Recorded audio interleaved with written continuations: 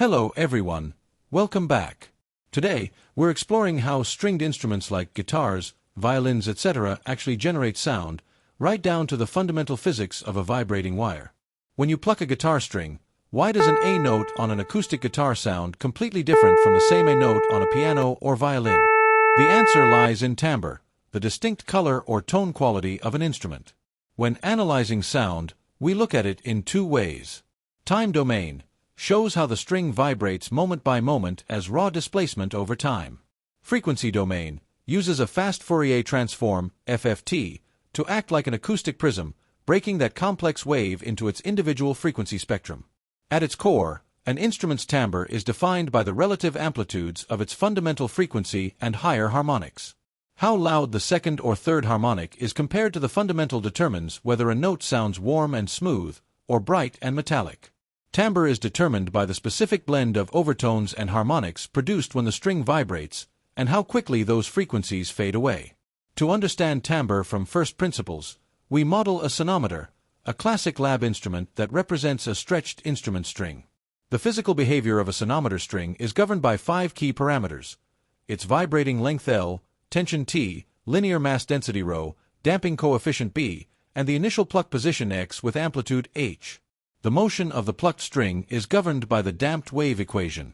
Dou square y by dou t square plus b into dou y by dou t equals c square into dou square y by dou x square. In simple terms, this equation balances 3 key things: the string's acceleration, energy loss from damping, and the restoring force from tension, where the wave speed is given by c equals square root of t by ρ. Because both ends of the string are clamped tightly over rigid bridges, just like the nut and bridge on a guitar, the ends cannot move, hence y equals 0 at the ends. When you pluck the wire, the initial bump splits into waves that travel down the string and bounce back and forth off the fixed bridges. To simulate this on a computer, follow the step. Use a numerical technique called the finite difference time domain method for solving the differential equation with the boundary conditions. We divide the string into 200 spatial points and calculate its motion step by step in microsecond time intervals. We lock the ends at 0, accurately simulating how waves reflect off the bridges. By applying a Fourier transform, we convert the string's physical motion from the time domain into a frequency spectrum, revealing the hidden overtones that define its timbre. A real-time fast Fourier transform, FFT, reveals the exact recipe of harmonics shaping the instrument's timbre, while the raw displacement values are exported directly into a wave audio file so that we can hear the sound signal. Because every sample comes straight from wave physics, the sound you hear is 100% computed from pure equations. No synthesizers or pre-recorded samples required. Now, let's tweak these parameters to see how musicians and instrument makers control timbre in real life. This simulation maps physical string vibration into real-time sound and spectral data.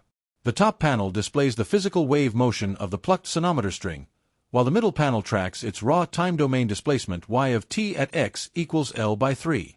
Using a fast Fourier transform, the bottom panel breaks this motion down into its fundamental frequency and harmonic overtones. First up, what happens when a musician tunes up by tightening the string to increase tension T? Higher tension speeds up the wave velocity c. The waves bounce back and forth much faster, shifting the entire harmonic spectrum to higher frequencies, raising the fundamental pitch.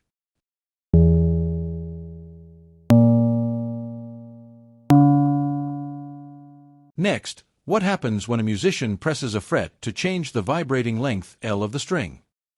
Shortening the vibrating length L reduces the distance waves must travel between reflections.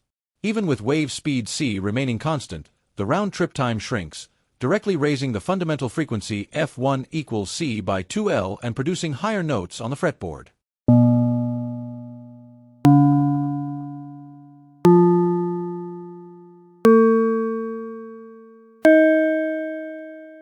What if we swap to a string with a larger diameter, like comparing a thick bass string to a thin treble string? Increasing the string diameter dramatically increases its cross-sectional area and linear mass density ρ. Because wave speed c equals square root of t by ρ, a thicker string slows the wave velocity down, yielding a deeper pitch, while the added mass dampens higher overtones, giving heavy-gauge strings a warm, full-bodied tone.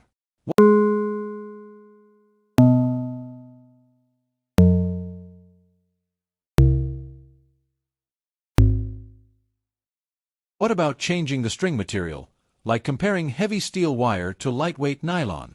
Changing material density alters the overtone decay rates. Steel strings propagate rich metallic high frequencies that ring out for a long time, whereas nylon strings exhibit higher internal damping, producing a softer, warmer, and more intimate harmonic decay.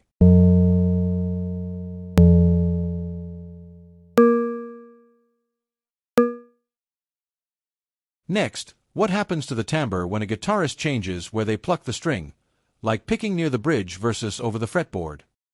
Plucking in the exact center suppresses even harmonics, producing a warm, smooth, hollow tone dominated by fundamental modes. But pluck down near the bridge edge, and a massive cluster of high-frequency overtones lights up the Fourier spectrum, creating a bright, sharp, twangy timbre.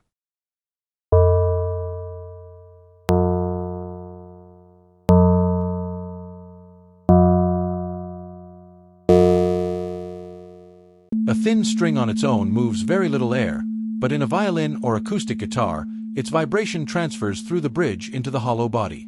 When the string's frequency matches the body's natural pitch, resonance triggers constructive interference, boosting the vibration amplitude across the wood to push a huge volume of air and amplify the sound.